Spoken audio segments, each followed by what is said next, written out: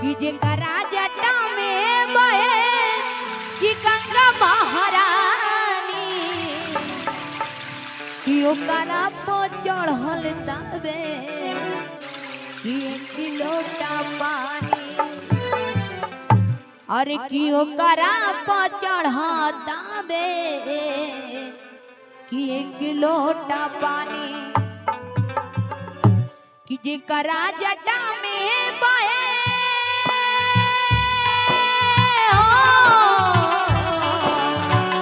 जेकरा जटा में बहे गंगा के पानी ओकरा पर चढ़ल जाता 1 लोटा पानी ओकरा पर चढ़ल जाता 1 लोटा पानी जेकरा जटा में बहे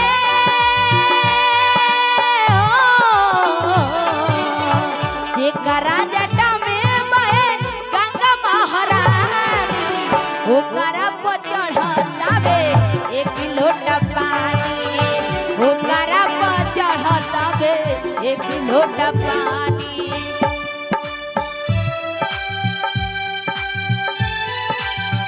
ताली बजाते हुए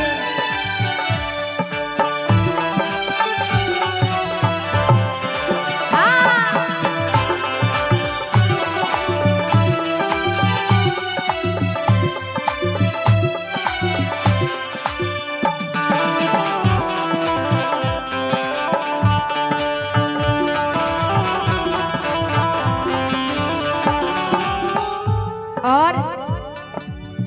दुनिया के देला दे बंगला अटारी उनका के चढ़े खातिर बेला सवारी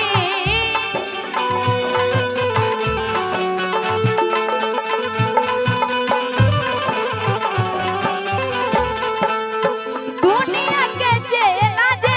बंगला अटारी उनका के चढ़े खातिर बेला सवारी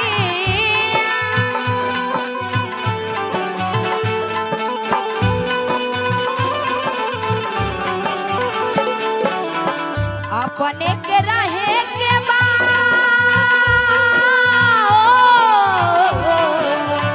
अपने के रहे के टूटली पलानी ओकरा पर चढ़तावे 1 लोटा पानी ओकरा पर चढ़तावे 1 लोटा पानी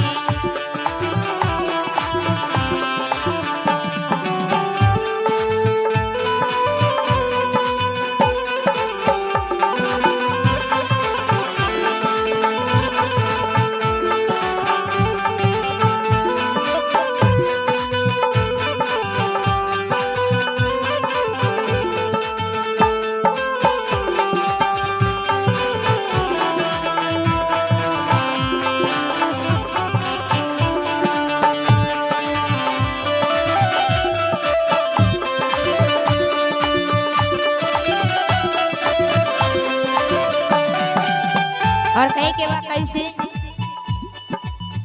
दे देले होता ना कि कब ना हो राई अपने के खाए खातिर भागिया दोराई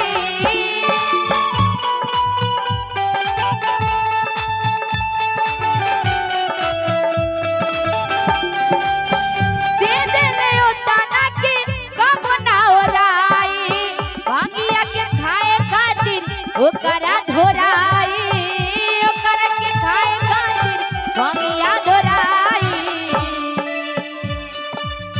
जेकरा उभावेला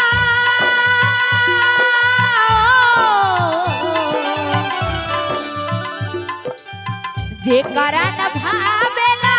सोना या चांदी अच्छा बाबा भोलेनाथ तो सोना या चांदी भाता है क्या सोना चांदी बाबा क्या बात है भांग धतूरा है ना कि ओकरा न भावेला अरे सोना या चांदी कि ओकरा पर चढ़तावे 1 लोटा पानी ओकरा पर चढ़तावे 1 लोटा पानी जेकरा जटा में बहे